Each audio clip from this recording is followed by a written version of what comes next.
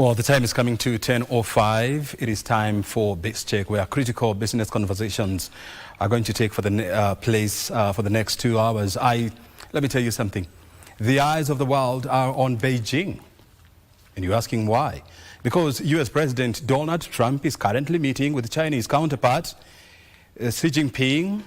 There are two critical issues that are going to be discussed there. The issues of trade tariffs and the ongoing US war against Iran, which is disrupting global supply chains. And of course, it has upended the global oil prices. On the issue of tariffs, Trump has said that he is willing to ease tariffs on China, and China is expected to start buying American agricultural products, bearing in mind that China is one of the biggest buyers of American agricultural products, especially soya beans. So we are waiting closely to see what kind of conversation will come out of that meeting. And of course, this morning we are discussing the just concluded Africa Forward Summit. Oh yes, you saw it here. It was on KBC Channel 1. We were the host broadcaster. And of course, there were major issues that were discussed there between France and Africa.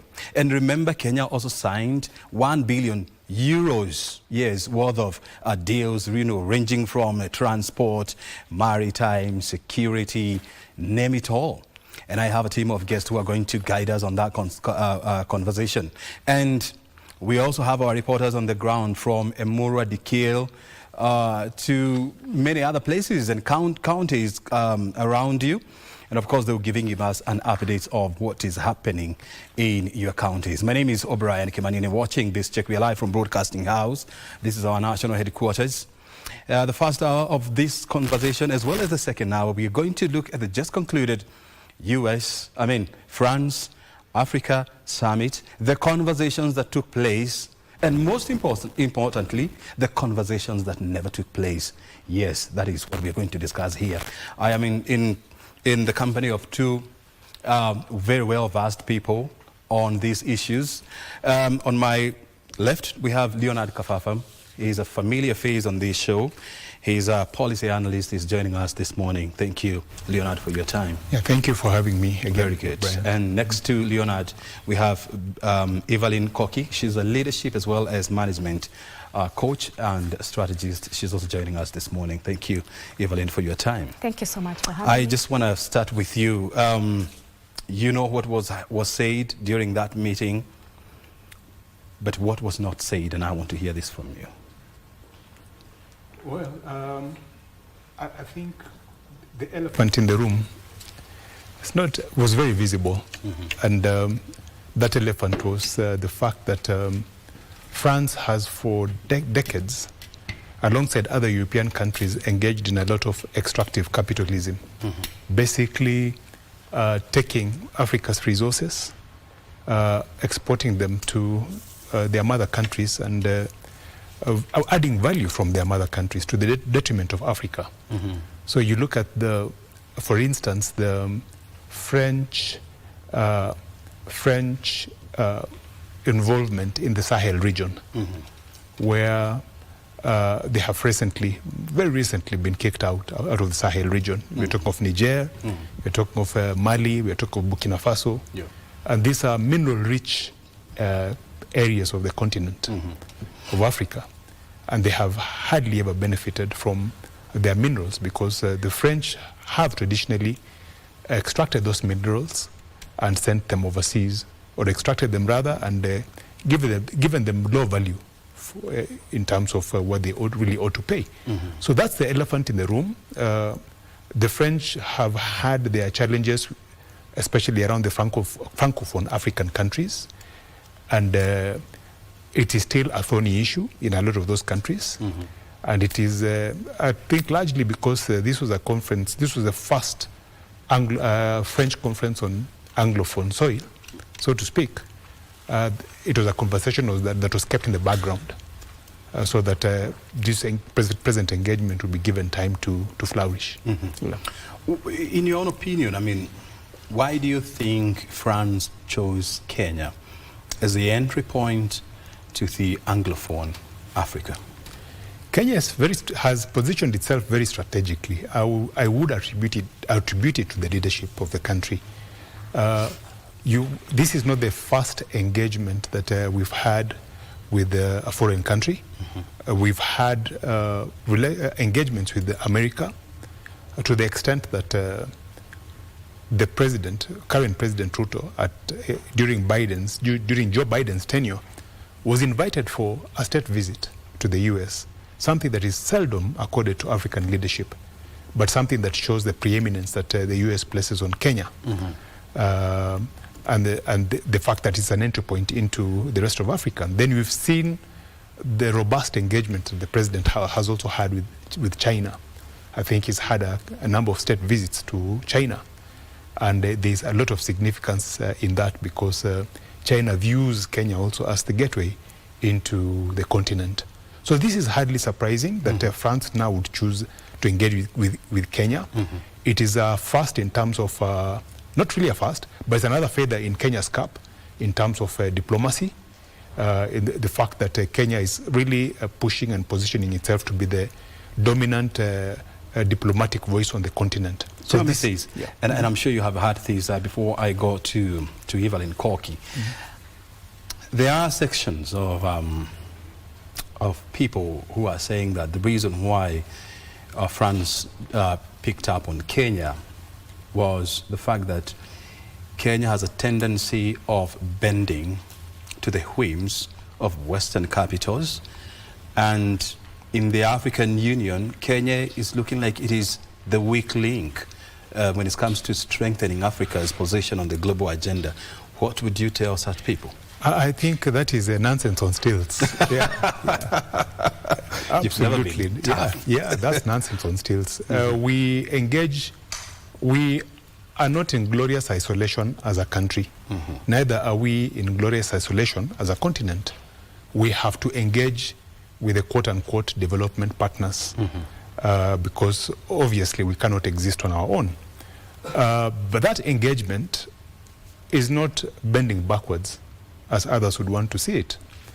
It is an engagement of like-minded people, an engagement now of equals, so to speak. And that's what this conference has been all about, because it's not just it's not just about Kenya, it's about the entire continent. It's about Africa now taking its place on the table and discussing with the rest of the world as equals, because Africa has come of age. So Kenya is that leader, is that thought leader, is that diplomatic leader that has now thrust itself at the forefront, is very visible, and it's rather obvious then that it becomes the choice whenever anyone wants to engage with the continent.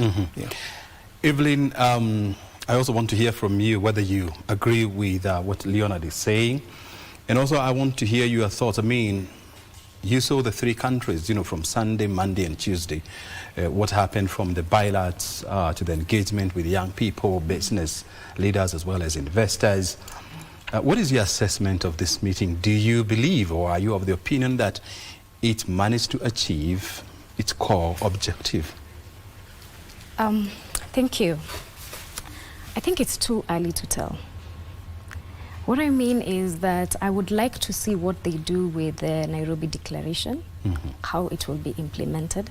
Because again, there is the elephant in the room that was not mentioned, the leadership bit. You see, as African, we know how we've struggled with leadership for so long. I did not hear anyone speaking about we are going to sensitize our leaders, we are going to do capacity building for our leaders. It was all about the systems, which is good. But again, let's remember things fall apart on the human error. And that is what I'm worried about. And when you talk about leadership, yes, you're talking about leadership from what perspective? You know, the people to lead now the implementation of the declaration, or the leaders from the countries that were involved? From the implementation program process to the leaders involved. Because we've seen the way aid has been misused in some extent. And can we really we can blame the leaders for not being able to really achieve what they set their goals to achieve. And it can be blamed by the leaders, from our presidents all the way to our ministers, to everyone else involved. So I want to see, is there a framework of how they are going to implement these projects and make sure that the projects achieve, or the declaration achieves what it sets out to achieve? Yeah. So, you know, listening to, President William Ruto, as well as French President Emmanuel Macron, you could feel that, both of them, they have an idea of what they want to achieve specifically. Yes. Kenya wants to leverage its position on the eastern seaboard of Africa to attract investment in artificial intelligence, in security, in pharmaceuticals, in transport, in maritime. On the other hand, France is using Kenya as its launchpad in driving its investment in Africa, deepening its engagement in the extractive sectors of Africa. And so the question then comes, so how do we as a country put our best foot forward to ensure that we get what we want from the French? I like what happened in the conference. We negotiated from a place of strength. We are no longer borrowing or asking for help. We are saying we know what we know. We know what we're bringing to the table. We have our resources. We have our young people. And so this is what we have. How are you willing to come in and partner with us? It's no longer the toxic relationship we've had with the West for years, where they behaved like a toxic parent-child relationship, where they were dictating the terms of how we should use the money that they gave us, and for good reasons. Because if I give you the money, I have the right to tell you how to use that money. But now we are saying we do not want your aid. We want you to come in and build and co-creation. I think that's the word that was being used with us, to create shared prosperity. So it remains to be seen how this implementation will be done. And I like the way there was a call to action on every aspect of those discussions. And I have faith in it. I loved the conversation. I loved how all the leaders acknowledged, yes, we've been in a bad place before. We've treated Africa as, what's the word I want to use? Okay, let me just say, like a child, who doesn't know what he or she wants. We now acknowledge that, as Leonard has said, Africa has come out of age. And because of come of age, we are willing now to come to the table and negotiate with them. Yes, equal partners. Yes, equal partners, yes. My only worry is for the French. Is this another diplomatic survival technique? Remains to be seen. I mean, it's definitely a question that everyone is raising. And I want to bring Leonard on this. I mean, there are some feelings that instead of going through Kenya, France should have gone through the African Union to gain that entry into Africa. And some of them, are saying that by picking one country to engage with Africa, this conversation started on the wrong premise. Do you agree with that? I don't think so. First of all, look at the way the African Union is structured financially. It's supposed to draw support from member states. Yeah. But that support is rarely forthcoming. At least not all member states supporting it at the same time. And it always has a cash crunch of sorts. Yeah. Then African Union tends to be a little lethargic when it comes to these sort of engagements. And the time is of the essence. The world is moving at a frenetic pace, and there's hardly any time to, there's no time for laggards. So the French are quite correct in engaging directly with Kenya, because Kenya has been, as you have seen, Kenya has been able to mobilize no less than, I think, 39 heads of state, amongst other dignitaries. It has mobilized them, brought them here into the capital, and held what has, by all intents and purposes, been a very successful conference. But then again, you look at the needs of countries, and you realize that the needs of the countries on the continent are different. Each country has its own needs. So the African Union, then being the umbrella body, would not come up with, say, one core theme that would cover every one of the continent's countries' needs. So it's up to individual countries, like the way Kenya has taken the initiative, brought all these countries together. So it's up to individual countries actually to negotiate for themselves what they really want out of the French. Yeah, and I like the fact that you're bringing in the issue of, financing of the African Union. And we cannot run away from this reality that, look at, for example, the European Union. It's a very strong political as well as financial bloc. They negotiate as EU, all right? And even the discussions that took place here in Nairobi between African countries and France, they must be ratified in Brussels. And that's what we are forgetting, because France on its own cannot make unilateral decisions. It has to be a collective decision of the EU.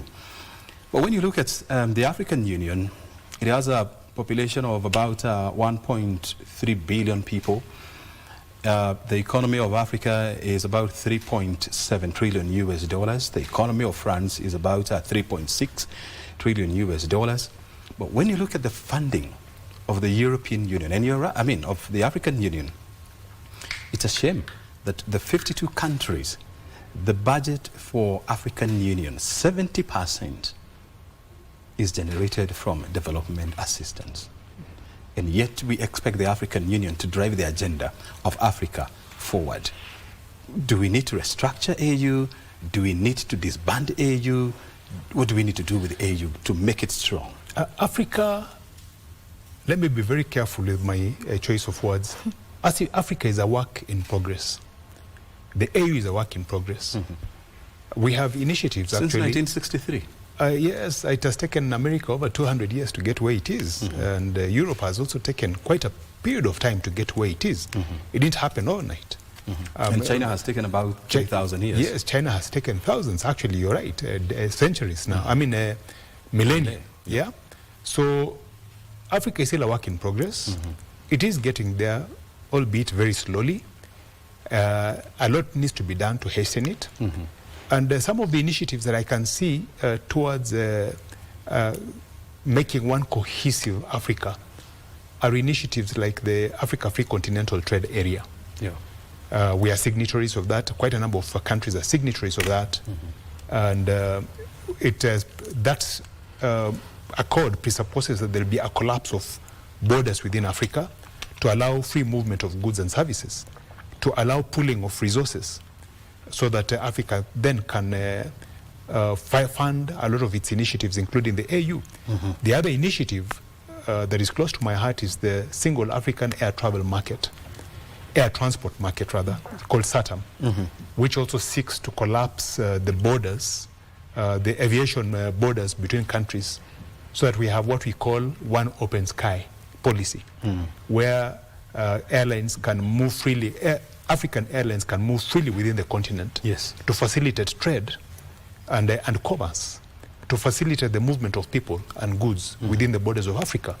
So when we collapse these borders, when we do away with the non-tariff barriers to trade, then we begin to make those tentative steps towards strengthening the AU, towards strengthening funding within Africa, and subsequently, of course, strengthening the AU by extension, and towards Africa becoming as strong, say, as the AU or the Asian markets as they have. The Southeast Asian countries also have their own trading bloc, which is pretty strong.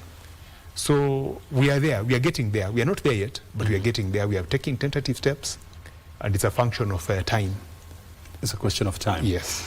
Koki, on Sunday we saw, the bilateral meetings, meeting between Kenyan President William Ruto and his French counterpart Emmanuel Macron, and they signed a number of agreements. I think about 11 of them, worth about €1 billion.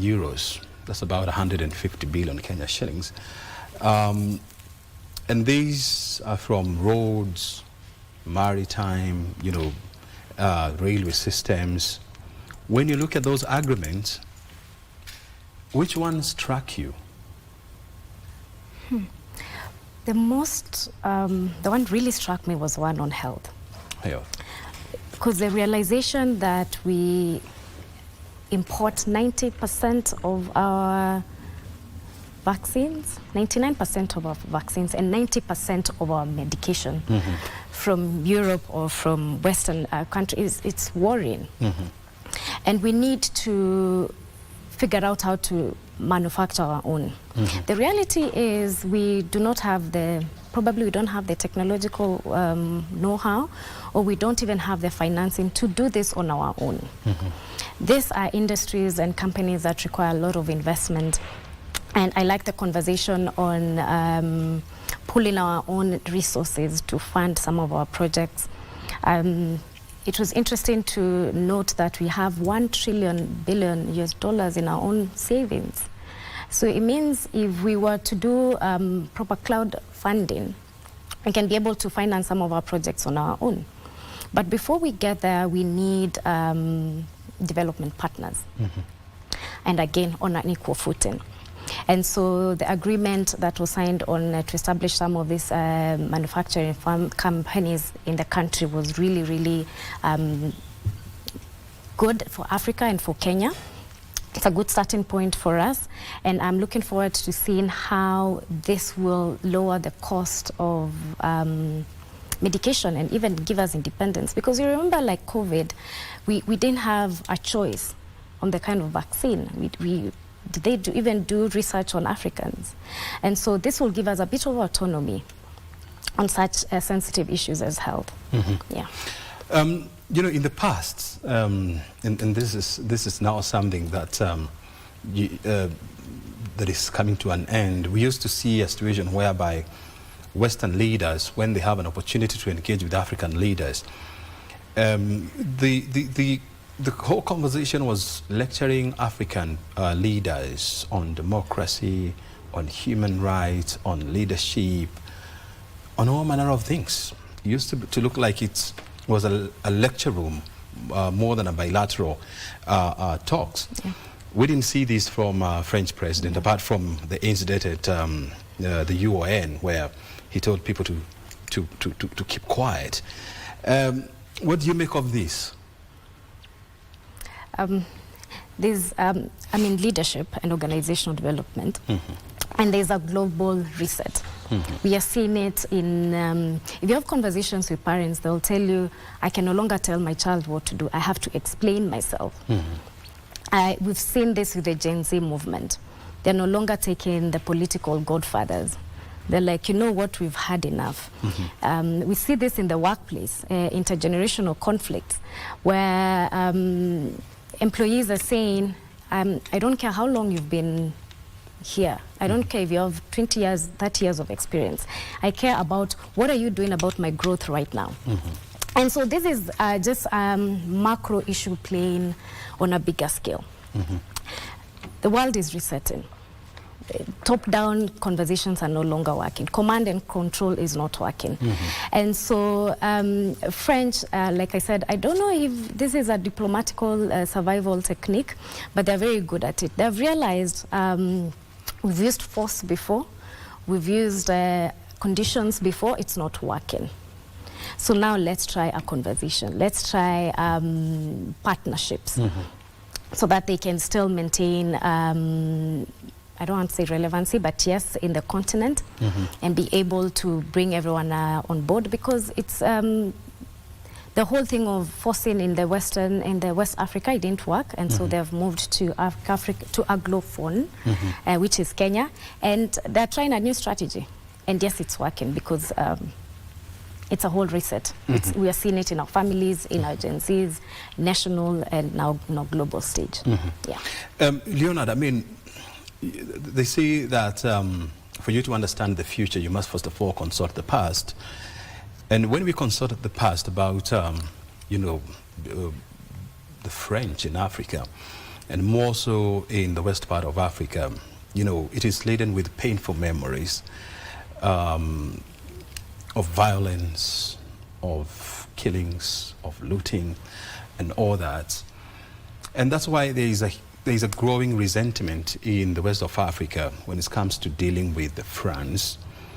But yes, we learn from history, but we have to live today and we have to live tomorrow. So how are we supposed to treat the French when now they are coming and telling us, look here, we understand our past, we are ready to make amends and move forward together? The way I would look at it is to look at the entire colonial enterprise that was there from the scramble for the partition of Africa to newly independent African states. There were atrocities committed, not by the French alone, but by virtually all the colonial masters that we had on the continent. You look at Kenya, for instance, under the British, there were atrocities meted out to our Mau Mau. There were, these are documented atrocities, and these are publicly acknowledged, and I think there have even been reparations made for victims of British brutality during the state of emergency between the periods of 1952 to when we got independence in 1963. So it's nothing new there. We know of atrocities of the Italians in the area around the Horn of Africa. We know the atrocities committed by Germans, particularly around the central to sort of west of Africa. So these are not things... Even Ethiopia here, with their war with Italians. That's right. So these atrocities are not the preserve of the French alone. These historical atrocities are not the preserve of the French alone.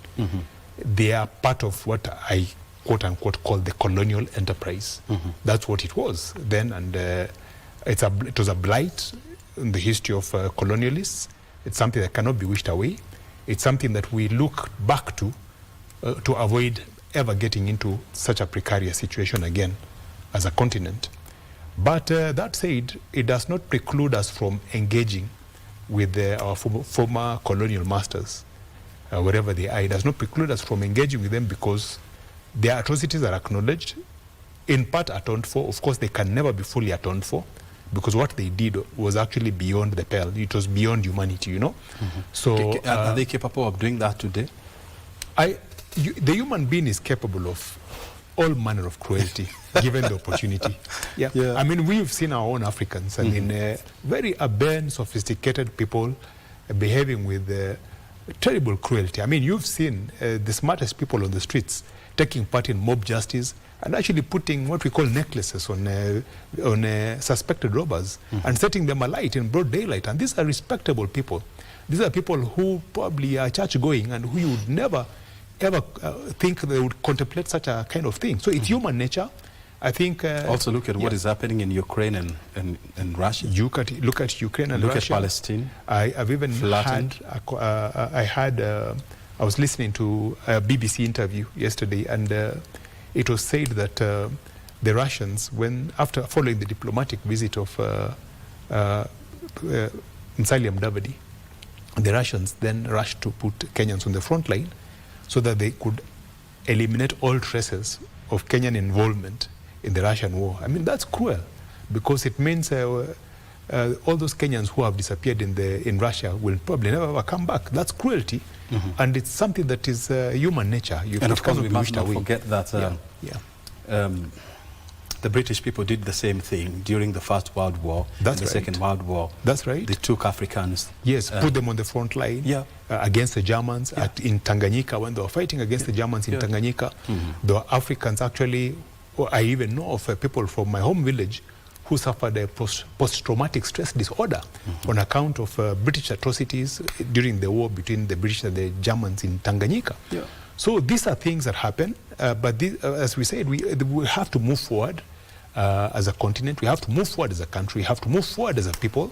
Forget what has happened, or rather put what has happened at the back of our minds, and then see how we can engage constructively with these former colonial powers.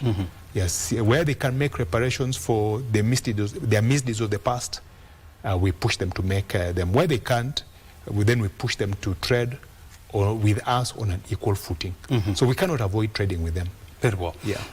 Koki, anyone who doesn't learn from history, you know, you risk repeating the same history. And you know, Africa is now getting to the table, to the main table, and now it wants to negotiate, not as an outsider, but a vested and interested party on the conversations taking place. How then do we insulate ourselves from repeating the mistakes of yesteryear when decisions were made? We were just invited to rubber stamp.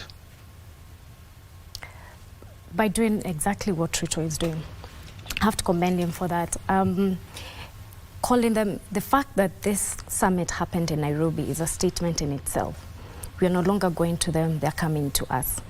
And making sure that the agreements are ironclad. And they're free, and there is no hidden terms and conditions, because that's what used to bring the issues. If you look at the conditional agreements that the French had with the West African countries after they gained their independence, telling them you have to deposit, it was 60 to 100% of their national reserves with French treasury. Actually, it is 50%. It still happens today.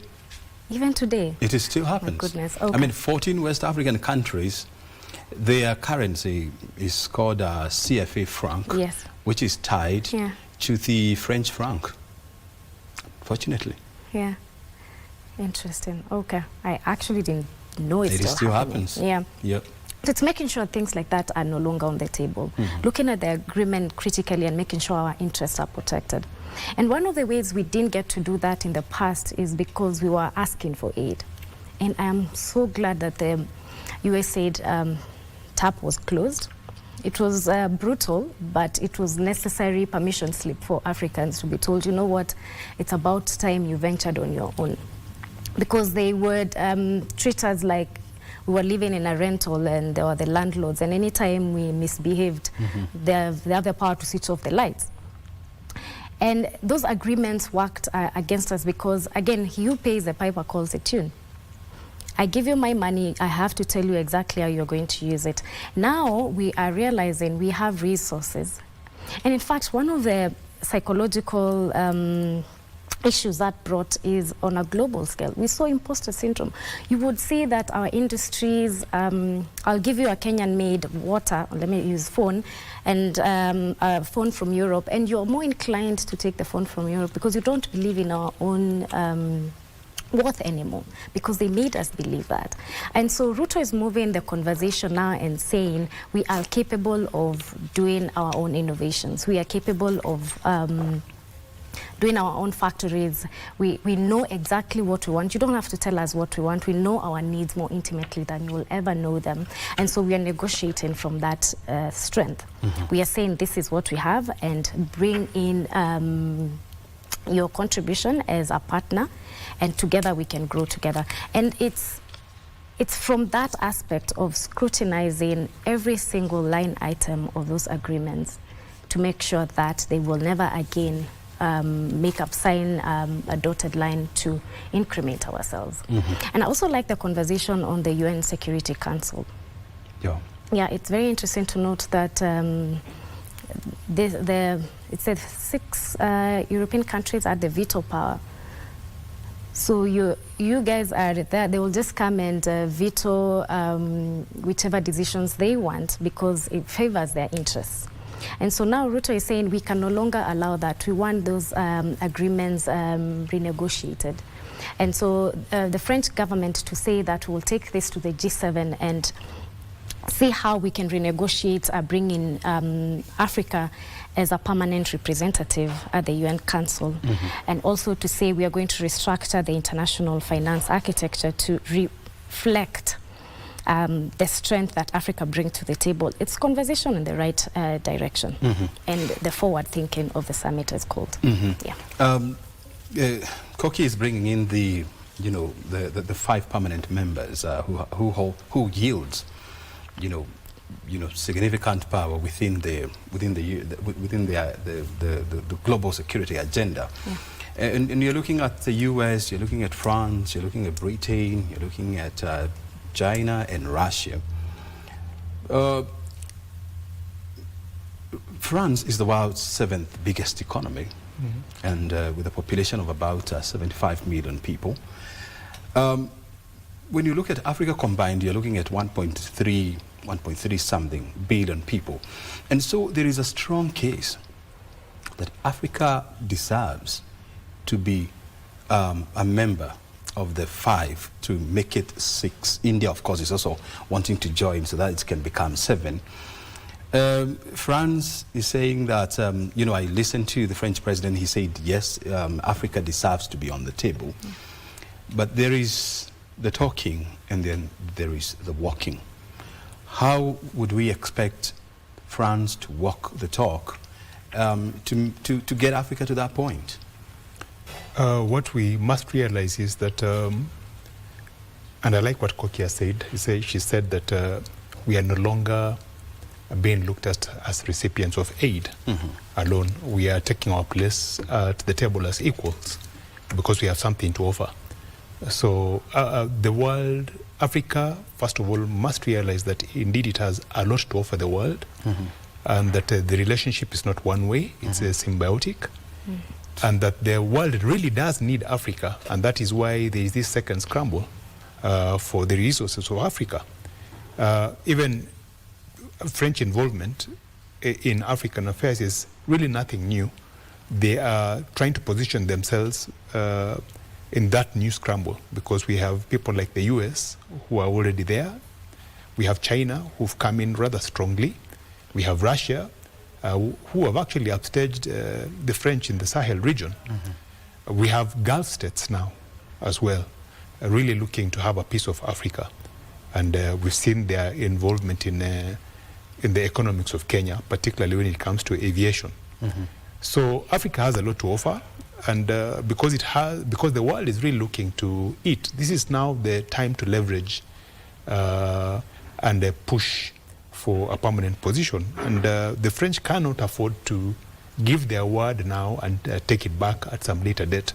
Because as we've just mentioned, they've been pushed out of the Sahel region and they're really looking for relevance. And they're really looking to angle themselves back back onto the continent. Yeah. So my take is that we should leverage that, leverage the fact that we are now desirable to the rest of the world, and we should now push actually for a place on a permanent position. Very well. Yeah. I mean, if you're just joining us, we're coming to you live from Broadcasting House. Our conversation this morning is on the just concluded Africa Forward Summit that was co-hosted by Kenya and France. And we're in studio with Evelyn Koki. She's a leadership and management coach as well as consultant. Together with Leonard Kafafa, who is a regular face on this screen, and he's a policy analyst, helping us understand the conversations that took place, the way forward, and of course how we need to engage with France. Remember, the Emurua Dikir by-election is taking place today, and we want to take you there so that we can get a feel of the ground and what's the situation there right now. The UDA candidate David Ketel is speaking. We just want to listen in.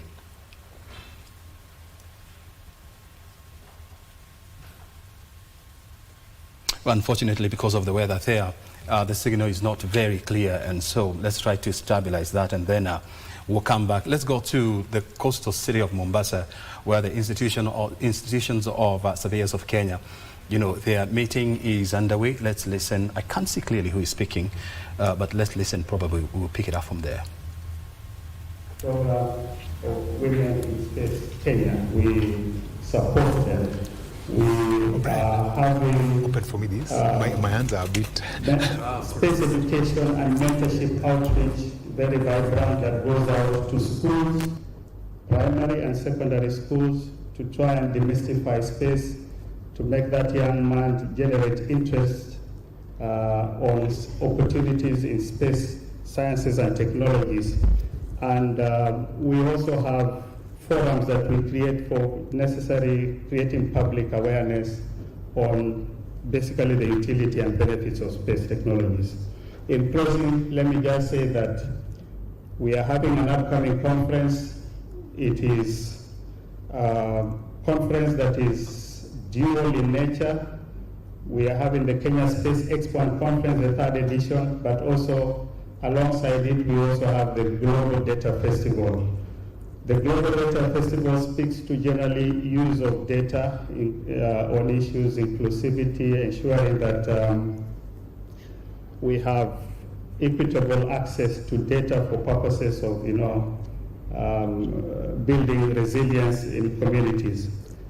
Because we are concerned with data from space or space-based assets, and the data community is about the Global Data Festival is about data from all sources. We feel we are part and parcel of that engagement, and so we are co-hosting the Global Data Festival and the Kenya Space Expo and Conference at the Age Convention Center from 2nd to 5th of June. You are all stakeholders. This conversation is about use of data for innovation. Those are the discussions that will be continuing. So please, you are all welcome to join us from 2nd to 5th of June at the Age Convention Center in Nairobi. I thank you all and look forward to the interactions that we'll have after this. Thank you very much.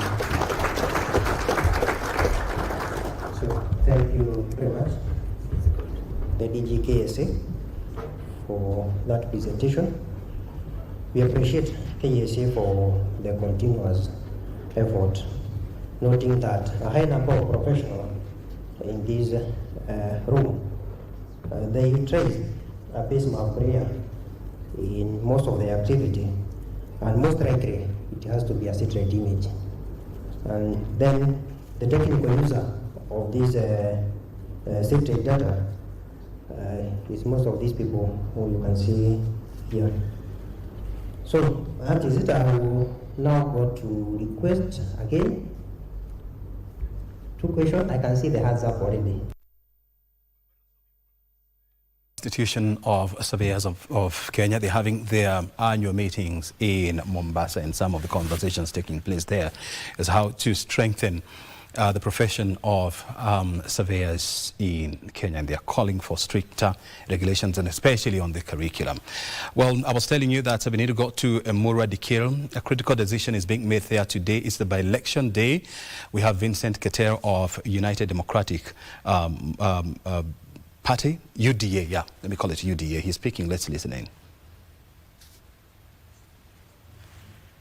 Napenda kuelezea watu wote wapige kura kwa amani. Wale wanachunga tena amani, wale walinzi wa amani, ningependa kuelezea kwamba wakisikia bahali kuna shida, wafika hapo haraka ndio watatue shida imetokea. Usiku wa leo kulikuwa na visa kidogo ya kufunja amani, lakini tulijaribu kuongea na watu wale wa security, wakaenda pale, walikuwa kama area associate na Kabulecho na Chilani, na nimeona wametulia. So ningependa kuelezea kwamba wasilale mpaka tufike mwisho wa hii exercise tunafanya. Otherwise tunaendelea vizuri, kuna maneno. Kiongozi, pengine tu tueleze kutokea asubuhi hadi sasa kura zimepigwa namna gani, na kama umefurahia jinsi watu wamejitokeza na wanashiriki katika shughuli hii. Alafu pili pia tumeona kwamba tukitembea katika vituo vingi kuna kwamba wapiga kura ni wachache mno. Na hii inasifia sana na by elections timu nchini. Ile kwa wakazi ama wapiga kura katika eneo hilo utawaambia nini? Kawaida ya by election wapigaji kura hawakuji wengi. Unajua wengi sana labda wako makazini huko nje. Wale wako hapa nyumbani mimi najua hata bado ni mapema. Watakuja wengi kupiga kura kwa sababu jana juzi tukifanya campaign niliwahizi kabisa wakuja wapiga kura kwa wingi. Na tunatarajia kwamba watakuja at least watapiga at least 70% wa voters wa Murwa Dikir will vote. Kwa sababu bado ni mapema na ni baridi. Unaona wakina mama hata wajaingia, na kawaida yao hapa hata siku ile wa nomination wakina mama walikuja very late, walikuja kama wamechelewa, lakini mwisho wakapiga kura. Unajua hata ukiangalia kwa nomination tuliweza kupiga kura zaidi ya 26,000. Kwa sababu mimi nilipata 13,000, mwenzangu akapata tena 13,000. So tunaona ya kwamba hata hivyo siku ile nikiangalia leo na siku ile ni sawa tu. Ikifika saa 8 watu watakuwa wamekuja kupiga kura, na tena tumeelezea mobilizers wale wako kwa ground waeleze watu wakuja kupiga kura. Unajua tena leo anga haikuwa mzuri, unaona ni baridi sana. Sasa watu bado wanakuja polepole. Si hapa tu, lakini pia tukitembea katika vituo kadhaa hapa around market centers, mbona vijana wamesimama tu kama wale na hawashiriki katika shughuli hii? Ni maana well, that's what exactly is happening right now in Emurua Dikir, where the by-election to pick a new member of parliament is currently underway. And you have just listened to the UDA candidate who has just cast his ballot. Remember, our team is on the ground. They are watching the situation closely, and by the close of the day, we definitely hope that we'll be in a position to know who exactly will carry the day, and we'll be breaking the news for you. You're watching Biz Check live from Broadcasting House. O'Brien Kimani is my name. This morning we are having a conversation around the Forward Africa Summit. We just concluded about 48 hours ago. It was held at Kenyatta International Convention Center. I was there. Yes. And I saw the conversations that were taking place. I saw the people who came for the meeting. I listened to the words that were being spoken there. And I can tell you this, it was a high-level engagement. I managed to talk to the French President, Emmanuel Macron.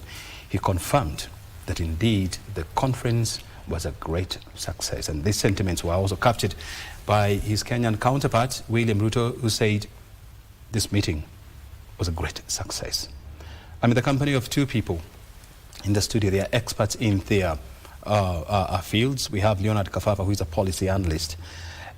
He's joining us this morning, as well as Evelyn Koki. She's a leadership and management coach and expert. And they're also agreeing with the sentiments of those two gentlemen that the meeting was a high success.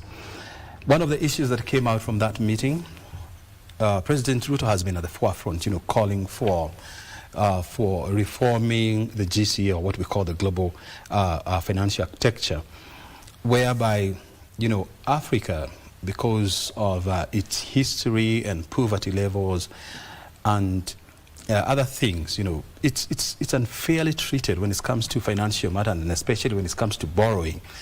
Our ratings are so low, and so we end up paying a lot of high interest when we borrow from International Monetary Fund as well as at the World Bank. And President Ruto has been very clear that it is time we reform the global financial architecture. He made the call on Tuesday during the high-level engagement at KICC.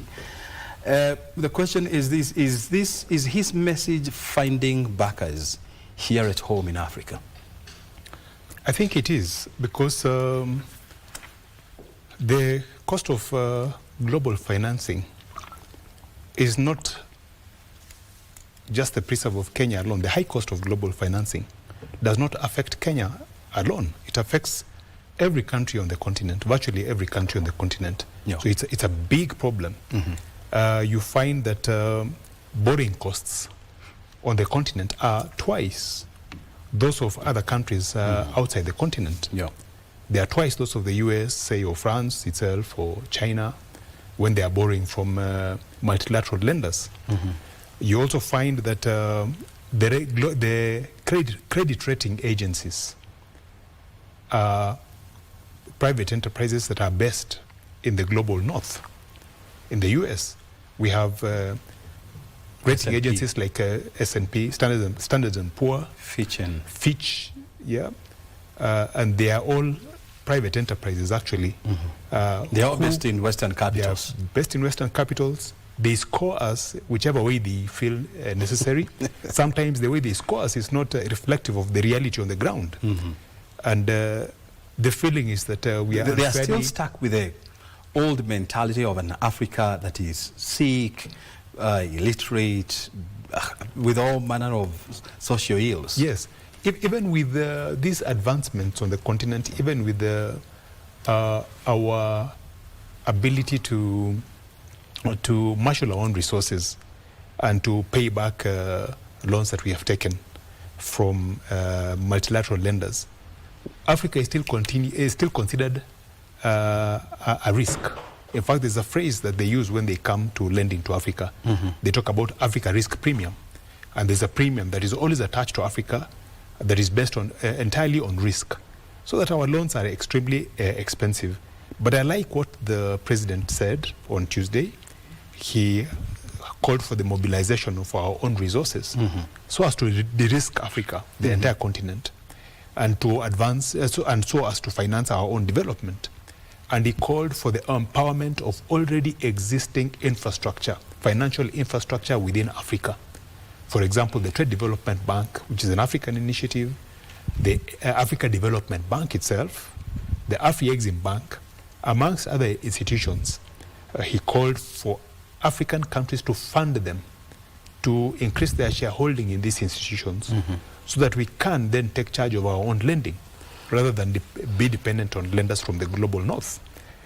It's ridiculous that it takes up to 3 years for an African country to negotiate and draw down a loan for a project, for a big ticket infrastructure project, when the same in any European country or any country of the global north takes just 6 months.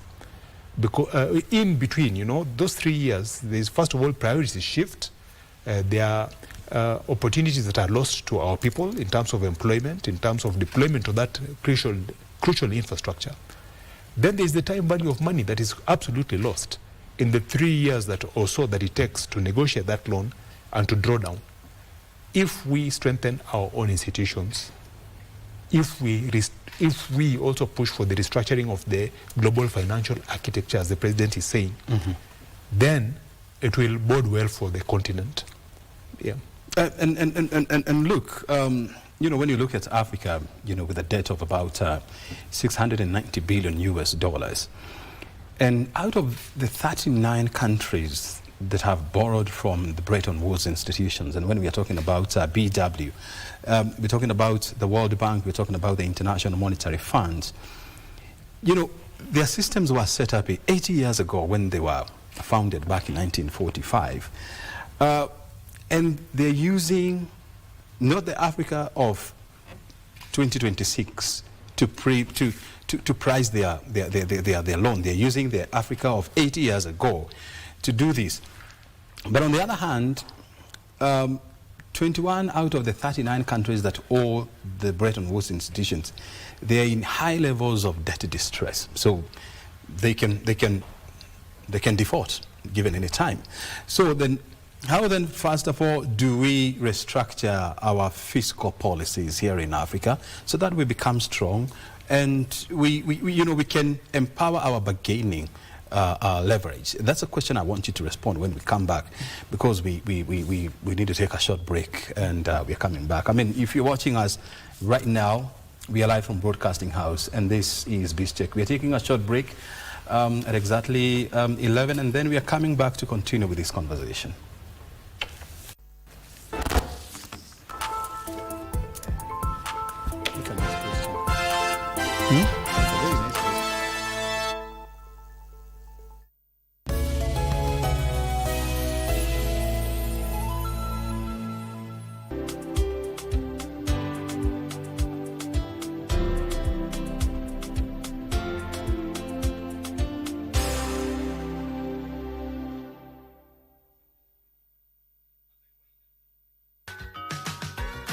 Bora kusema sitaki, ujipatie salama.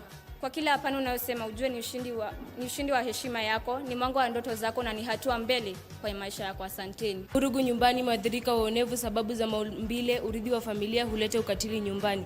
Je, ni kweli kuwa wanafunzi wote wamepata fursa sawa masomoni? Shule zote za mjini na vijijini kunapatikana vifaa kama maudhui ya kidijitali yanayotumika na madarasa yote. Walemavu. Kuna wanafunzi ambao ni walemavu na wanaweza kukosa shule wezeshi zinazoweza kuwapa vifaa na vitu wanavyohitaji. Taja aina 3 za vyakula vya asili. Nduma. Hapo kwa mbali akasikia sauti, nyaruguru, nyaruguru, nyaruguru yo. Utumia viziada lugha. Utumia viziada lugha. Nimependa sana hoja yako.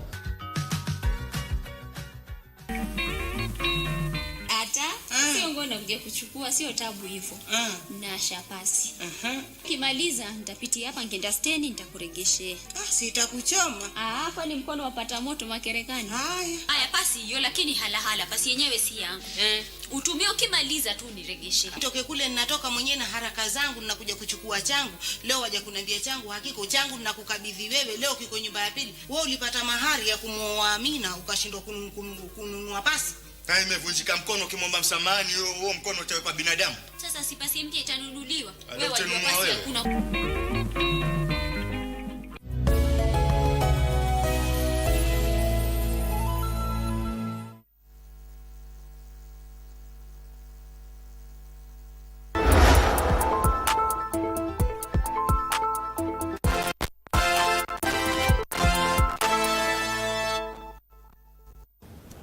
Welcome back. You're watching Biz Check. My name is O'Brien Kimani. Conversation this morning is on the just concluded Africa Forward Summit. It was held here.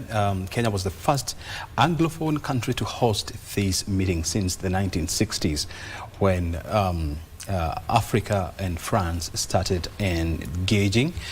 And this meeting is being seen as a reset of France's relations with Africa. And Kenya is being seen as the entry point to the larger African continent because of its advancement in many areas, from infrastructure, systems, and of course governance. And so the meeting came, almost 39 heads of state and government were here, as well as President Emmanuel Macron from France, who led a huge delegation of French investors as well as business leaders to Kenya. There were also a number of global leaders in business as well as investment areas. We also saw the attendance of United Nations General Assembly Secretary General Antonio Guterres. He was also in that meeting on Tuesday. I also managed to talk to him, and I asked him what was his opinion of this meeting, and he said this kind of meeting should be the way to go so that we find solutions to challenges bedeviling the world today. He also mentioned something around the global financial architecture. He said it is high time this system is restructured to reflect on today's global macroeconomic realities. And that's why before we went for the break, I was asking this question to Leonard Kafafa. How do we as Africa then manage to align our fiscal spaces? And I was throwing around statistics that are out of the 39 countries that have borrowed from Bretton Woods institutions. And when we're talking about Bretton Woods institutions, we're looking at the International Monetary Fund as well as World Bank.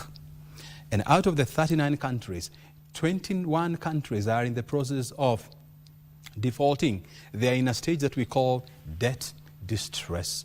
What does that mean? They are struggling to repay their loans. The question then comes, how do we first of all put our house in order as Africa? We manage our fiscal spaces properly. We reduce our budget deficits. We seal leakages. And of course we boost our tax revenue so that when we are going to the table, our books are clean. Brian, thank you. I mean, you've actually said it. The initiatives that you mentioned are actually important in weaning us off dependence on Bretton Woods institutions.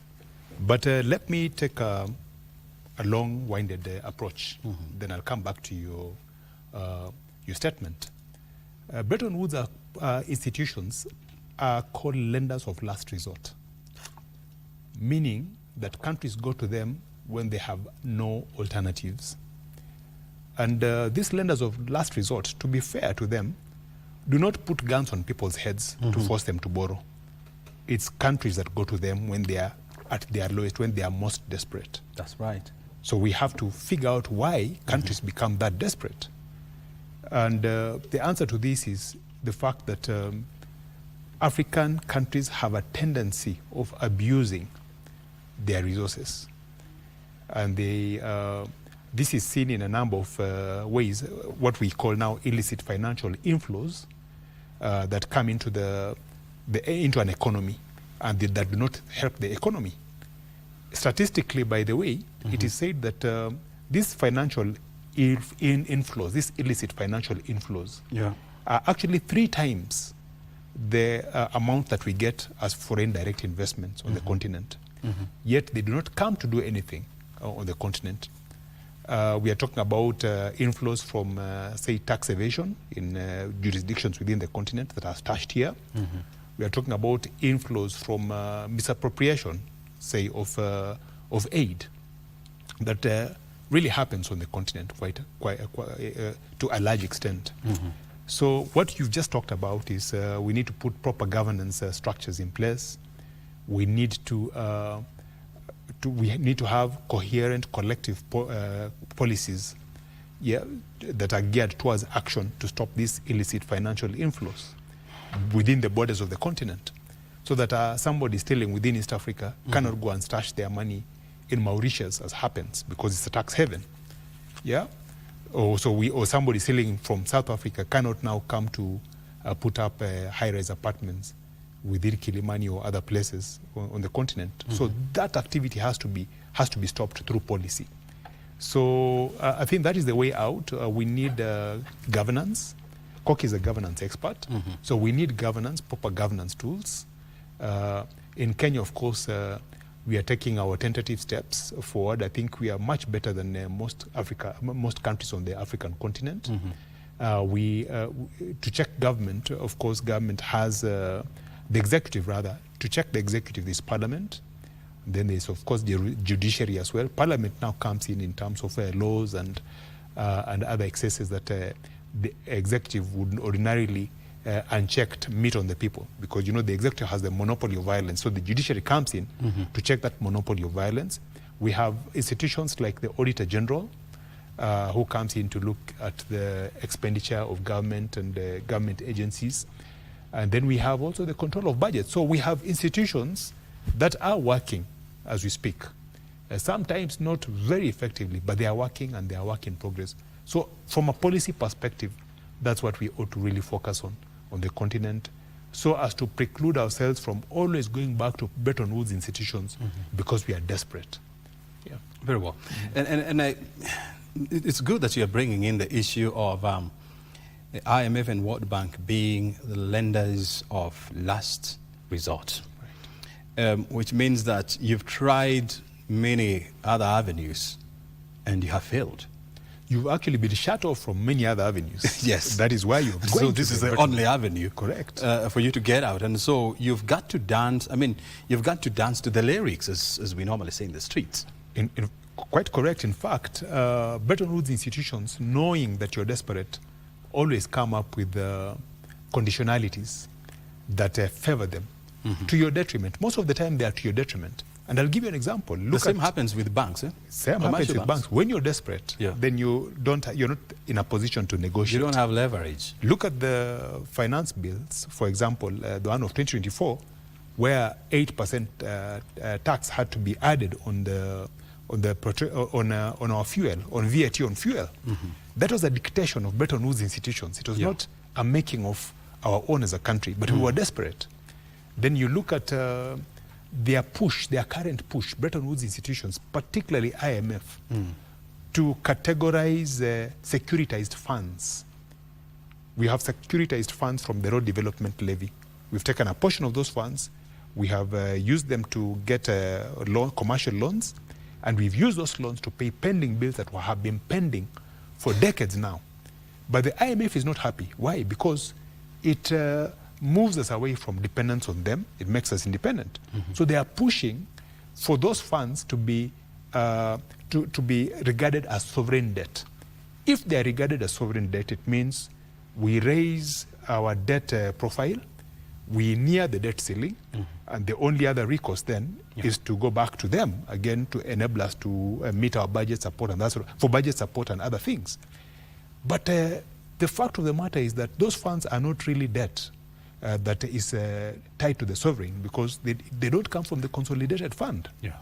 So we have those gimmicks and those tussles with these Bretton Woods institutions that we really need to get away from as a continent, as a country and as a continent? It's good. I mean, you're bringing in the issue of, how we need to relook at our fiscal policies, how we need to strengthen our fiscal independence and democratize our decisions without being influenced by Washington, by Brussels, or by Beijing. I'll be coming back to you for more, but I now want to turn to Koki. I mean, when you look at Africa, and the beauty of it is that you're in leadership as well as management, coaching. What is the challenge do we face? Because, look, Africa is the youngest continent in the world. The median age is about 20 years, is about 19 years. You have a population of almost 1.4 billion people, the second highest after Asia. And you have the biggest continent in the world, surrounded by lakes, rivers, oceans, seas, name them. Abundance of land. Actually, less than 20% of African land has been tilled, yet we are still a very hungry continent. So when you look at Africa, what is our biggest problem, honestly? What do we need to do to unlock our potential? There's an author in America. It's called Carter Woodson, and he said something that was very significant. He said, if you make someone feel inferior, you do not have to control their actions. If I make you, if my mindset about you and you know it's inferior and I think you're inferior, I will not have to tell you what to do. In fact, if I think you should go through the back door, you will actually make your own back door. I'm rephrasing the statement. The Westerners succeeded in making us believe that we cannot do without them, and anything from us is inferior. And so it's now a collective conscience problem where we do not believe in our own solutions. And because of that, we do not highlight our own solutions. And I think the first way to go about that is restructuring the global scale. Because if you look at most of the news outlets globally, the things that they show about Africa are the worst things, children starving in Turkana and stuff like that. Rarely do they highlight the projects and the innovation that is currently happening in Africa. And so the call and the push to restructure the global financial architecture is the first way to go. Because we have historical injustices that need to be corrected, like the debt levels that you're talking about. In fact, I learned that the international tax law was written in 1945. Africa was not involved, they were not consulted, but they're now bound by it. And so restructuring these global systems will now trigger a restructure and a perception of Africa that is completely different from what we've always believed to be. And I also like the initiative that had been started, NAFAD, African Financial Sovereignty. And we have a success story in Benin, an electricity project. They were able to consolidate $4 trillion in ourselves. And so we need to be self-reliant. We need to not forget really, but realize we have our own resources. And we have to find a way to utilize them and pull our funds together and be able to fund these projects. It's interesting, we were having a conversation with Lena during the break of the resources that Africa has. We have 20% share of the global land, I think it's 20%. We have human capital, we have everything we need. We just need the restructuring of the global systems, and for us to believe in ourselves, and for the Western African countries to see us as equals, which is what Ruto is doing, and for us to highlight the projects and innovation that is currently happening in Africa. And with that, we'll be able to move forward as a continental level country. There's a lot of debates surrounding critical minerals, and they're driving everything from mobile phones to fighter jets to nuclear warhead. And Africa has an abundance. of rare earth minerals here in Kenya. We have them in Murima Hills, in Shimba Hills, that is Taita Taveta County. And there is an ongoing competition between the US and China as to who will get to Murima Hills first. And there is a feeling that France also wants to become part of that race. Do you agree with that? I agree. And remember, I mentioned that France is joining the race for the quote-unquote scramble for the partition of Africa late in the day, because it's been preceded by the US. Yeah. You rightly put it that the US has already a lot of presence in Africa. If you remember, when Trump came in initially, he was really focused on the DRC, on bringing a peace accord between the fighting between, I think, the M25 fighters and other parties within the DRC who had practically taken over Goma and were moving inward into the DRC. What was Trump's interest? Trump's interest was rare earth minerals, because he knew that he was going to get into a tussle with China, because China controls quite a lot of the earth's, the world's rare earth minerals, because they are the ones who produce them. And these are crucial minerals that are needed for everyday life. So Trump wanted to obviate reliance on rare earth minerals from China. So he moved into the DRC. Then, of course, China itself has had presence on the continent now for the last couple of decades. You know how they've given a lot of Africans loans in what some perceive to be a debt trap policy, where they give you loans that are too expensive for you to pay. Then when you are unable to service those loans, they come for your mineral resources. I'll give you an example. We have Angola.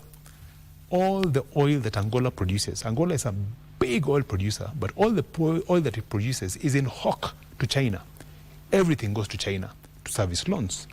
So there's America, there's China, there's the UAE, who are also really interested. Of course, in fact, before the UAE, we have the Russians, who have come in and they have pushed out the French from the Sahel region.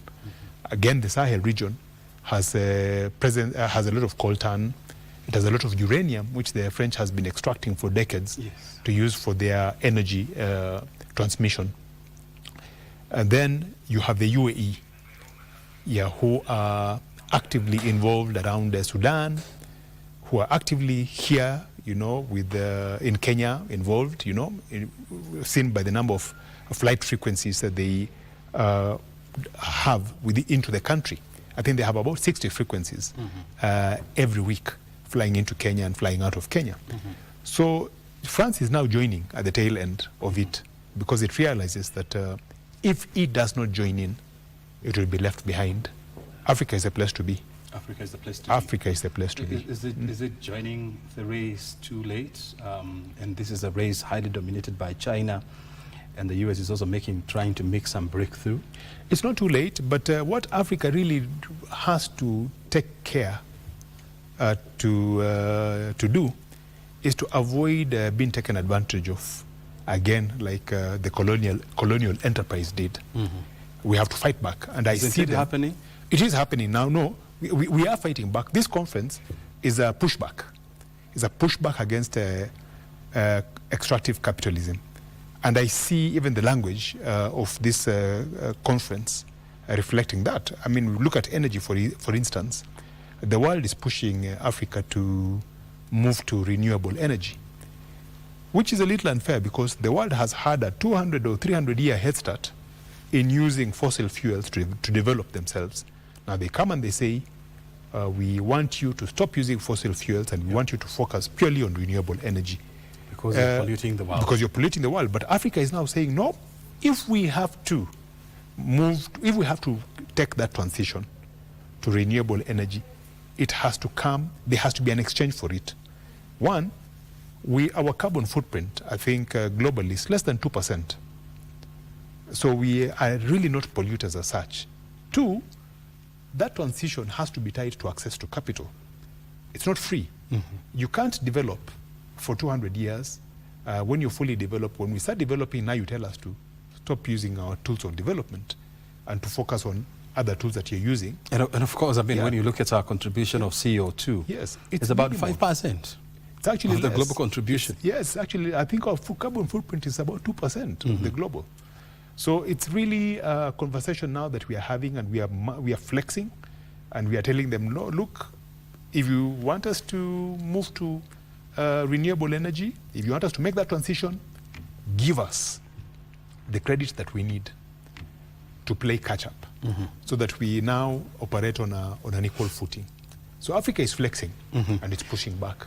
Koki, I mean, when you look at Africa, for example, you're talking about a continent of about 1.4 billion people. About 147 million of them, they speak French. But majority of them are in the west of Africa. In East Africa, or the eastern seaboard of Africa, you only have Rwanda and Burundi as the only countries whose national language is French. And so there are a lot of concerns that language barrier is going to be a big challenge for French enterprises penetrating the Eastern African market. Do you agree with these? Yes, I do. One thing I love about Kenyans and Africa is we're very resilient. I know there are Kenyans who, given the choice to get a position at a French corporation, they will learn that French in 3 months. That is the beauty of our resilience as Africans. Yes, there is a challenge, but I believe we are ready to step up. Yes. But why can't it be the other way around? Why can't we force the French to learn Kiswahili? It was very interesting actually to see the French president always switching to speaking French. I don't know what everyone thought about that. I was thinking we rarely go to their country and they have a French ambassador here in Kenya who speaks very good Swahili actually. Yeah. Which is a sign that if the French wants to trade with East Africa, then they can also go to school and learn how to speak Swahili. Maybe we should have put that clause in those agreements for that. Probably. It's never too late. Yeah. That is food for thought. I mean, it doesn't have to be us who always have to go the extra way, you know, to make others convenient. Yeah. They can also meet us halfway. Yeah. But, I mean, as the English would say, he who pays the piper, you know, calls the tune. Calls the tune, yes. From where you stand, and we were discussing, you know, the topic of reforming the global financial architecture, and we were right. I mean, it dates back to 1940s when the Bretton Woods were being set up. The French president was in the room when President William Ruto, you know, talking about pushing for a fair and balanced treatment of African countries when it comes to borrowing from World Bank and the International Monetary Fund. France is a major global power, and I told you it's the 7th largest economy in the world, and also is a member of, is one of the 5 members of, you know, permanent members of the United Nations. So it has the muscles to pull for those reforms, if at all it wants. Do they want? I think they want. That's why they've reached out to us, and that's why they've held this conference in an Anglophone country. To my mind, there's an aspect of desperation on the part of the French, because like we've just discussed here, they've been pushed out of the Sahel region, and there's a lot of animus towards them, even amongst French-speaking countries. There's a push to delink themselves, you know. There's a push by many countries to delink themselves from France. But first of all, you have to figure out why there's that push to, or there's that animus towards France. The French colonial enterprise on the continent was vastly different from that of, say, the Anglophone one. The French practiced a system of colonialism called assimilation, where they would go into a country, say on the continent, and with the intention of transforming the citizens of that country into Frenchmen. That's why, as we said, we spoke during the break, you find that about 14 African countries still have their currency controlled by the central bank that sits in Paris.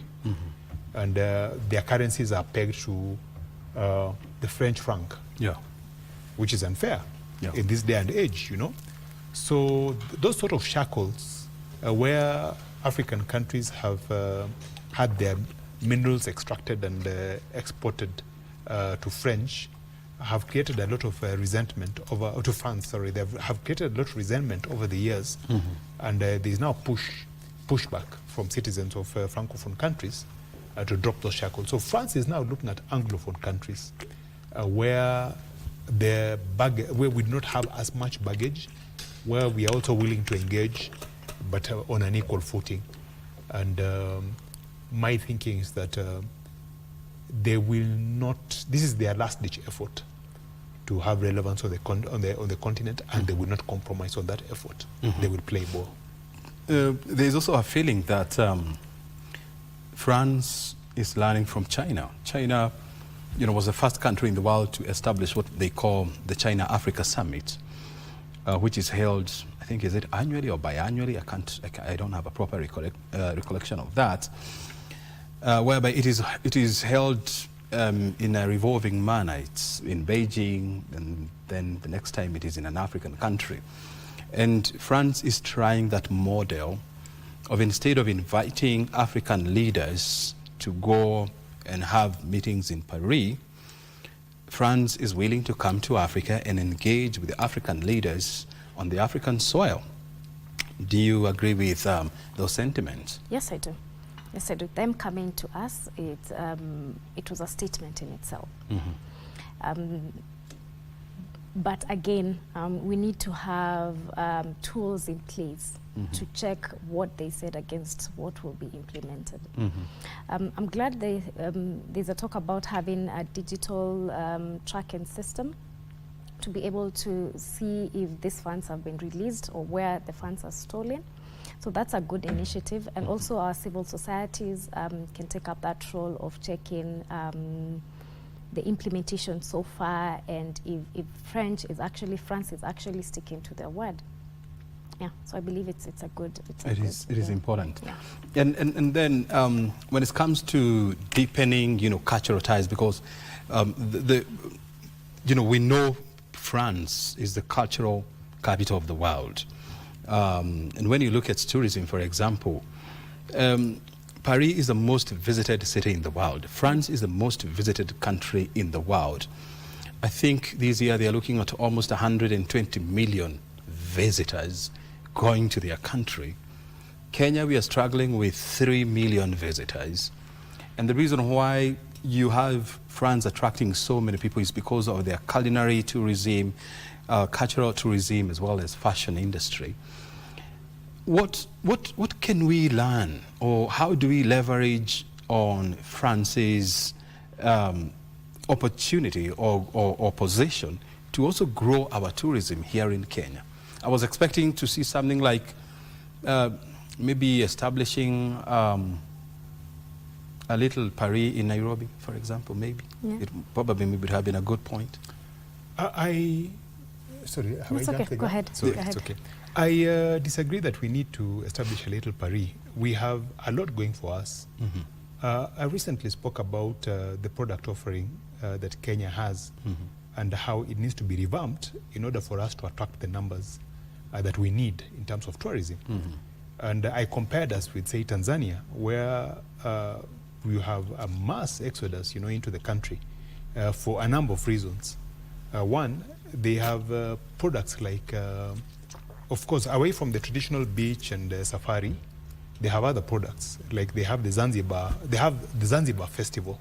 I think that takes place about 2 or 3 times a year. The Zanzibar International Film Festival. There's a film festival. Then there's just a festival about Zanzibari culture where you can go in there and sample their food. I think it's called a street festival, where you can go there, sample their food, sample whatever they have to offer that is Zanzibari life. Yeah, away from the international cuisines and that sort of thing. It's pure, authentic Zanzibari stuff. And we have a lot of that going for us. I think that is why President Macron, when he came, did a couple of things on the sidelines that are reflective of the desire to to have some cultural interaction. One, he went jogging with the Eliud Kipchoge around the city. That shows you that there's a lot of opportunity in this country to even promote sports tourism, to take up jogging around the country, around the capital, go all the way to Iten. Then he also visited a gentleman called Dennis Ombachi, who's a rugby, I think a former rugby player. He's an ex-rugby player. He does, I mean, he's turned himself into a self-trained chef, and he has all this manner of dishes that he prepares. And he invites celebrity guests once in a while. I think a couple of ambassadors have visited him. President Macron actually visited him, and I think they took time, or they took turns cooking Kenyan cuisine. So Kenyan cuisine can be marketed to the world. We don't really need to imitate French culture or replicate French culture here on the continent. We have a lot to offer, and that's what we ought to be focusing on as a country. I like that perspective that,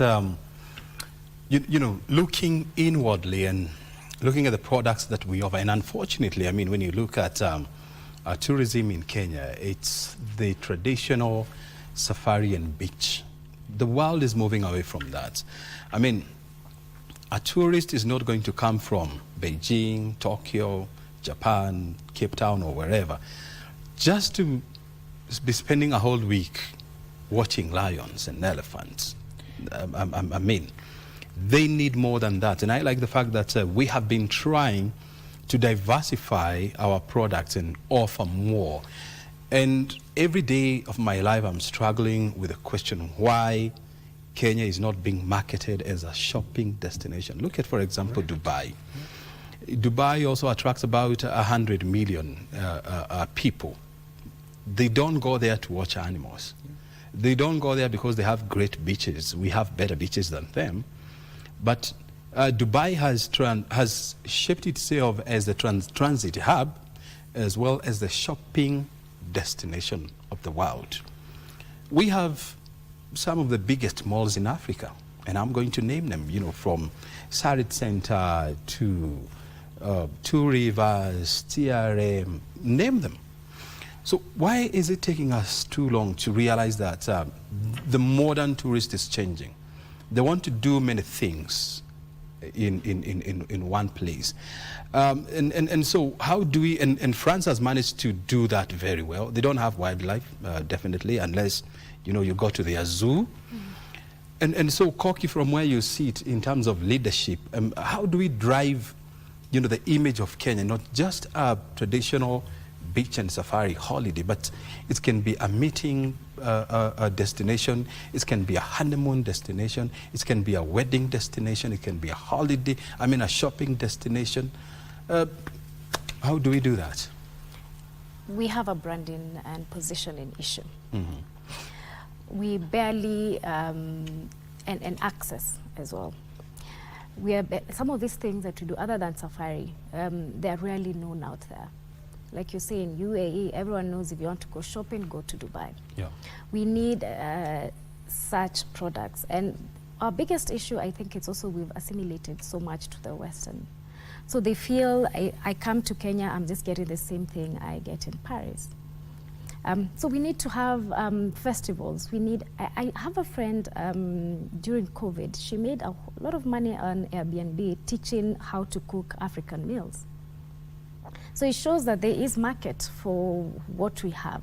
So can we package our knowledge and our tradition and our cultural practices into a product that can attract the world to us and not try so much to copy what the world is doing?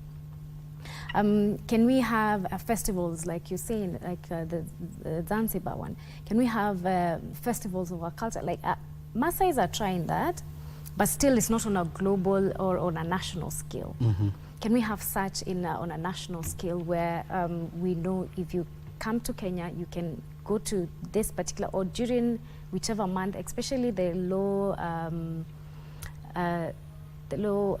what do you call it? Season, yes, the low seasons. Can we have such initiative for low seasons? We are blessed with good weather. Like Kenya can have tourists flowing in any time of the year. So during the low season, let's get creative and innovative about what we can offer. We can do shopping, we can do cooking, we can do our own culture.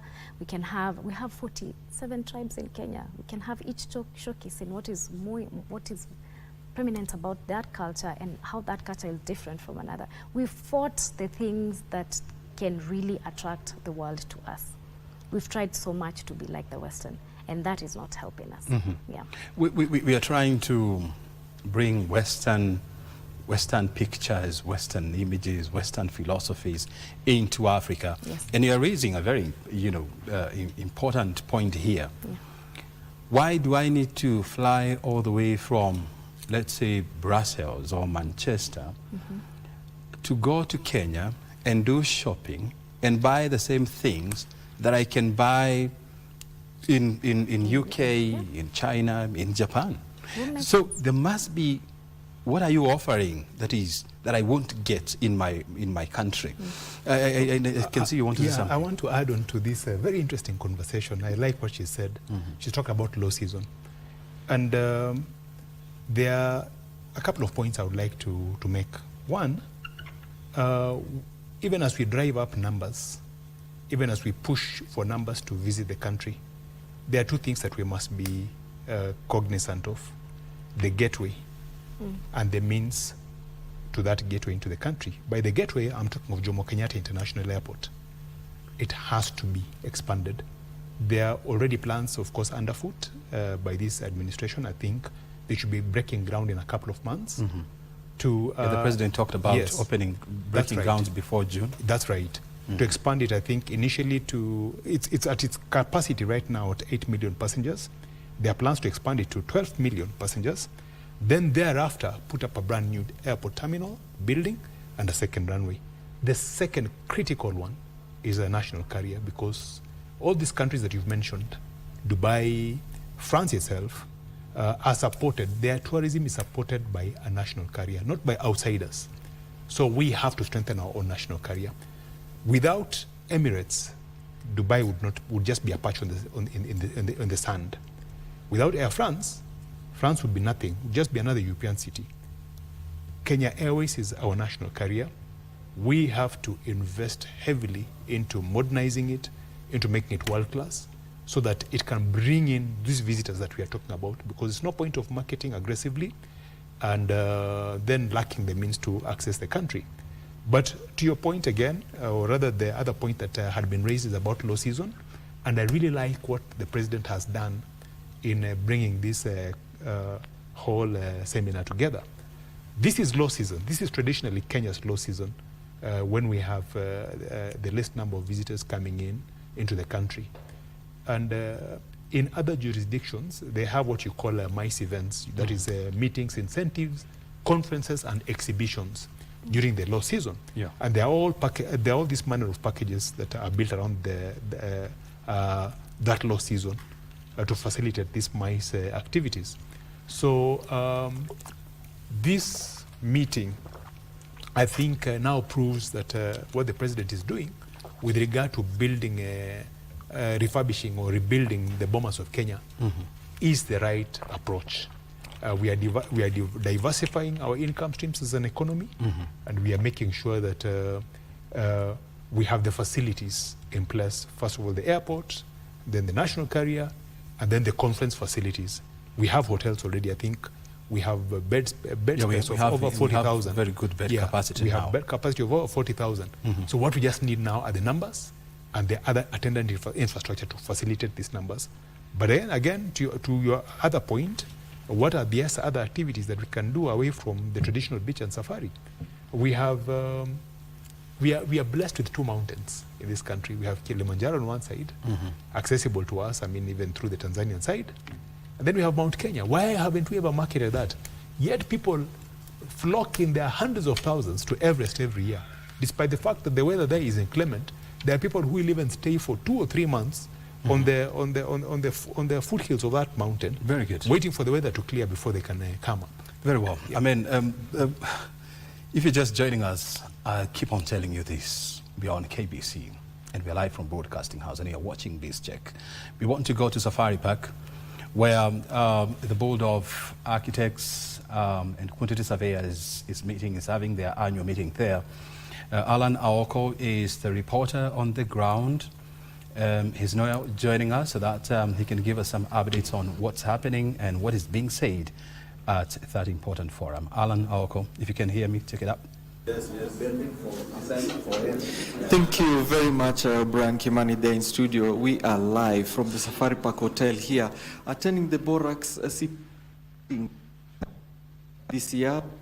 Very interesting themes ongoing, especially when you talk about the built environment. Remember, the theme for today is dignity, inclusivity, and health in the built environment. Of course, we are surrounded by many professionals, but of course, we are very lucky today to be joined by the Principal Secretary for Public Health and Professionalism, if I'm correct. Professional Standards. Thank you very much, Madam PS. Mary Mudhoni, karibu sana. Yes, tell our viewers who are very eager to understand how public health plays a role in the built environment. What can you tell them? First and foremost, I'm very happy to attend this conference because public health and public works have been working in what we call functional silos. You know, whether it is intentional or not, we treat the built environment as an engineering and economic problem, while we treat the public health issue as a medical challenge. So this gap has been shown and it has been glaring. And some of the gaps that we have seen is on siloed regulatory frameworks. You see, we have NEMA in our country, and NEMA works strictly to enforce the environmental impact assessment, while on the other hand, and that comes before construction. On the other hand, in public health, we do not have any health impact assessment for building approvals and all that.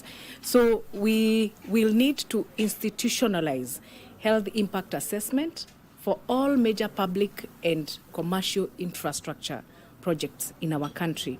Therefore, the county governments, public works, Ministry of Health, we must all ensure that we mandate the architectural approvals explicitly promotive and preventive health standards. The second thing, which is a burden and which is a problem, is the burden of informal settlement. Most of the people and yes, they live in the informal settlements. We have them in Kibera, in Madare, and these areas, they suffer from poor ventilation, they suffer from lack of sanitation, they suffer from severe congestion, they suffer from creating hotspots for communicable diseases like cholera, and undermining the shift towards preventive and healthcare. So to leverage on this, the ongoing affordable housing for the government agenda, we should leverage on that so that housing designs under the AHP must go beyond providing shelter and explicitly incorporate public health metrics. The third issue we may talk about is climate resilience versus public health. And the issue here is recent severe flooding events. If you look at it in Nairobi and across the country, we have exposed the fragility of our urban planning, poor drainage and construction of riparian lands that do not just destroy property, but they also trigger immediate public health crisis. So we must also integrate the One Health approach, the framework into the urban planning, and the Board of Registration of Architects and Quantity Surveyors, who are having a forum here, and the Engineers Board of Kenya. They must enforce strict climate resilient building codes, because infrastructure must be designed to absorb climate shocks. It must be designed without compromising the sanitation and safety of the surrounding population. There is also another gap that we must look into, the financing and the shift to preventive health, which the developers and the contractors often view health-centric designs, features such as universal access to ramps, superior ventilation systems, non-toxic building materials as added expenses. You know, they don't take them as a necessity or a mandatory concern that cut profit margins from what they are supposed to be earning probably than the long-term value of the additions. So to fix this, we must make sure that we reframe the narrative around healthcare financing.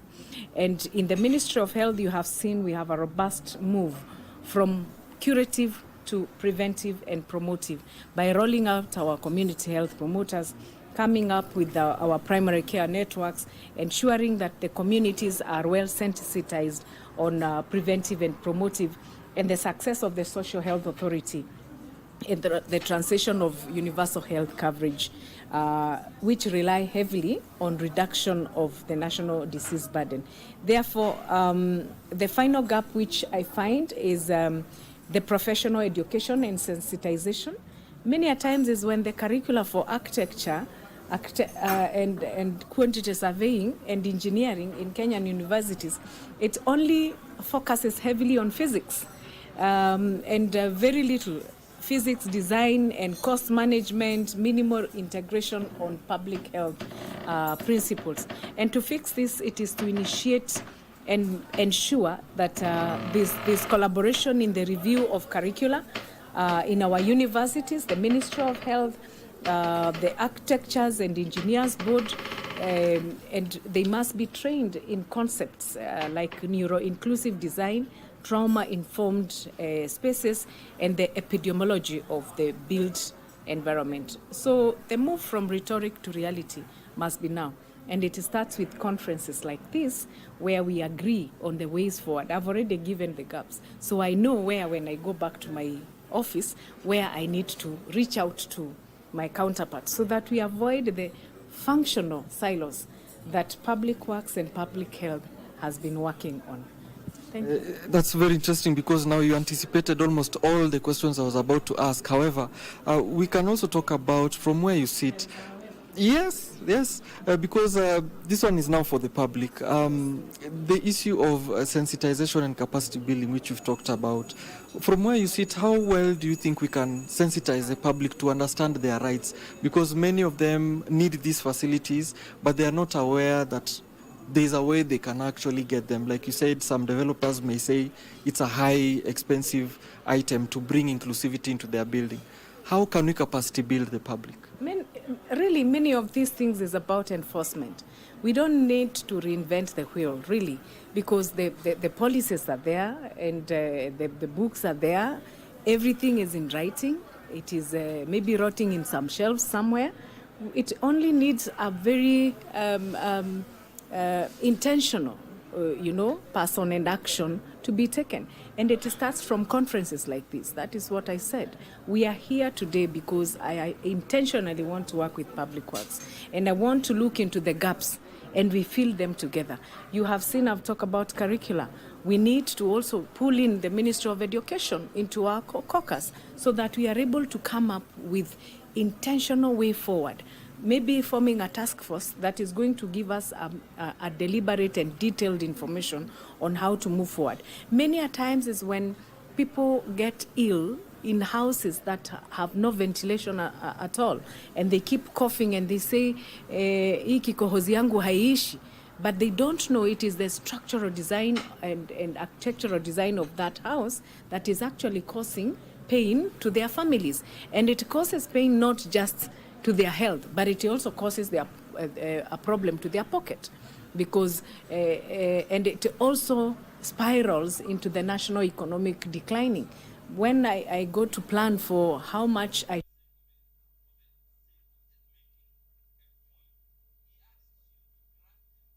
done our planning and known how much should go to a certain disease, then it becomes more. And remember, there is dwindling funding for everything. So we must take care of everybody. And it starts from areas like this. Structures that where we live in, they must be safe, they must be comfortable, and we must also be cognizant that these are people who may not understand that the building we are living in is the cause of their problem. Thank you very much. You asked about getting the message to the bottom of the pyramid. I'm already doing it. KBC is everywhere. That is very true everywhere. You could repeat that again. We are I mean, we are already doing it. And there are very many other ways. After this, I'll tweet. And PS here is going to do the same. And everybody in this forum, they will go home in their spaces. We always say, if you want to influence the world, then start by influencing your circle. You are a big voice. Why don't you start? You have a lot of material from this conference. Please make sure everybody knows what has been said. Si mumefundishwa mpaka mambo ya HIV. Watu waende wapimwe pia. Thank you very much. We have been speaking with the PS for professional standards and also public health. I want to also now bring in the PS for public works just to give us something from this conference. I did hear him talk about how we are professionalizing everything and making sure we are compliant with the built environment. Maybe talk to us more about what you said in there for the benefit of our viewers right now. Karibu sana. Thank you so Joel. much. First, to appreciate my colleague, PS Mary Mudoni. The theme for this year's conference is health, dignity, and inclusivity in the built environment. We are doing a lot in the built environment to address what the PS has said. Our National Building Code 2024 has espouses issues of inclusivity. People, the designs, people living with disabilities and are also incorporated. We want to encourage Kenyans, developers, that they use that document. They use the National Building Code because it will address most of the issues in the we are discussing today on health. Secondly, as she has said, we don't need to work in silos. There are so many regulatory agencies, our state departments need to work together. And through such a forum, such a conference, where all professionals are there, emerging issues are there discussed, but we need to work as a team. We hope in the near future we'll be able to mitigate against the challenges we are facing as a country. For example, the issues of climate issues, the issues of planning. Our development control is largely done by our planning professionals at the counties. We are calling county governments and national government agencies to work together. We are rolling out an e-building. We have proposed an e-building approval system that will be able to address some of the gaps that we have. The public health professionals and also be part of that, and the other professionals. I think that will be a landmark issue, and we are happy today. This conference is coming at a time when, as a country, we are thinking big. We are thinking the president is already has given us an agenda that this country needs to move from third world to first world. What does that entail? That entails a lot of, we need to do a lot of work. Our professionals here will have to do a lot of work. And I know everywhere people are now finding out how did Singapore make it? How can Kenya make it? How can our built environment be sustainable, be resilient, and then we address the issues that we are facing, like the flooding, the challenges in that we face here and there. And therefore, I think it's a befitting theme, and roping in the Minister of Health will also lighten the burden that our professionals face. Sometimes I think there has never been a lot of engagement, particularly on health, on the impact of these structures on our health. I want to mention the issue on the informal sector, which you know, the informal sector has come out because of poor planning, because of maybe the pressure for land on land and urbanization, and we are seriously urbanizing as a country. And to address that, we have to work together as a team. It is time all professionals work together. Indeed, thank you so much, Bwana PS, for Public Works. We could talk about this, and I was even interested to ask you more about infusing technology, but we have run out of time. Thank you so much for joining us here at the Borak CPD meetings here at Safari Park, Nairobi. Do keep in touch with us, because we still have subsequent bulletins coming through, and we'll show you this story as well at the end of the day and beyond. Thank you so much for being with us. My name is Alan Aoko. Back to you. Well, thank you very much indeed, Alan Aoko, there engaging with Principal Secretaries, one for Public Works and the other one for Public Health as well as Professional Standards, Mary Muthoni and Joel Arumanyang there. And the meeting he's attending is the annual Architects and Quantity Surveyors Forum, which is taking place at Safari Park here in Nairobi. And of course, the theme for this year is health, dignity, and inclusion in the built environment. Remember, the built environment is very critical. It's where we are. Well, we are now at the tail end of our conversation this morning. I mean, for the last almost 2 hours, we've been here talking about the Forward Africa Summit. Evelyn Koki has been with us, as well as Leonard Kafafa. I want to give them 30 seconds each so that they can do what we call exhale, and then we wrap it up. Yeah, thank you, Brian. For me, this whole conference has been a diplomatic milestone. We've had 30 heads of state and government.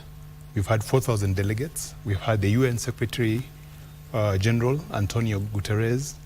We've had the AU chairperson here. We've had the MD of the world of the IMF, and we've had the president of the African Development Bank as well. I mean, it's a milestone. It's a milestone.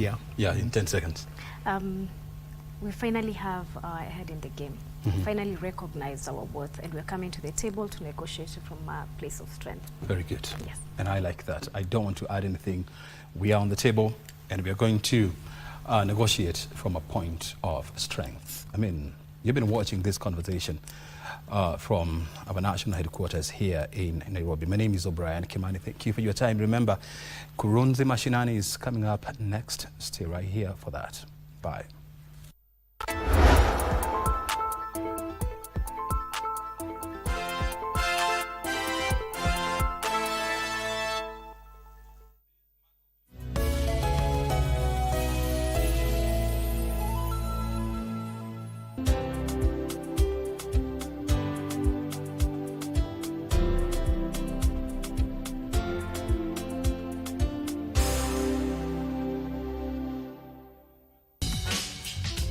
So excited. We were allowing our imaginations to run rampant, okay? We had colors and names and parties and all the things we were going to do. And the nurse checked and said, "I'm so sorry." Michelle Wilkins has sung with some of the top artists in the Christian music scene, from Mandisa to Toby Mac. All that time on stage didn't compare to the joy of finding out she and her husband Michael were expecting their first child. The lady says, "Oh, I'm so sorry, but there's no longer a heartbeat." It hurt. It was like a pain I had never felt before. Wewe ukazichukua ukaenda ukazibadilisha namba na ukaanza kuziuza. Ndio uliibiwa? Mimi bado ibiwa nduthi. Kijana yako alikwambia liibiwa na nani? Ngo yele sikuwa na pen. Na hii pen. Pen. Apiko. Ndio tukapata wewe anatengeneza number plate, anabadilisha, anauza. Tembea polepole na mwendo wa haste ukienda nyumbani. How can pikipiki swim like a fish? Ilienda kwa mtu ikaenda ikiduguruma tu. Mzee. Bindu nilisema mvua inyeshe.